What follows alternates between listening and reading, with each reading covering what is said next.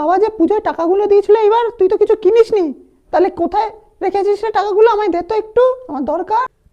মা, মানে ওটা না, কি মানে করছিস? বল কোথায় রেখেছিস টাকাগুলো? খরচা হয়ে গিয়েছে। খরচা করে ফেলেছিস? কিসে খরচা করেছিস তুই ওই টাকাগুলো? তো কিরে বল।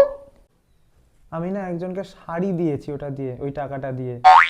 পড়াশোনার নাম নেই, বাবার হোটেলে বসে বসে খাচ্ছিস আর লোককে শাড়ি দিয়ে বেড়াচ্ছিস। আরে মা, আমার কথাটা তো শোনো তুমি। ওগো শুনছ?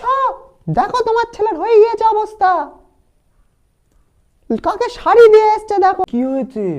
এত চিৎকার চেঁচামেচি করছো কেন ওর ওপর? দাঁড়া, আমি তো জানতে পারবোই কাকে তুই শাড়ি দিয়েছিস, খুঁজে বার করে তারপর দেখ চুলের মুঠি ধরে নিয়ে আসবো। তো শাড়ি দিয়ে আমি বার করছি। আরে বাবা, ও তো দিদাকে একটা শাড়ি গিফট করেছে জন্মদিনে, আমাকে বলেই করেছে। কি কেন বকাবকি করছো ওর ওপর শুধু শুধু?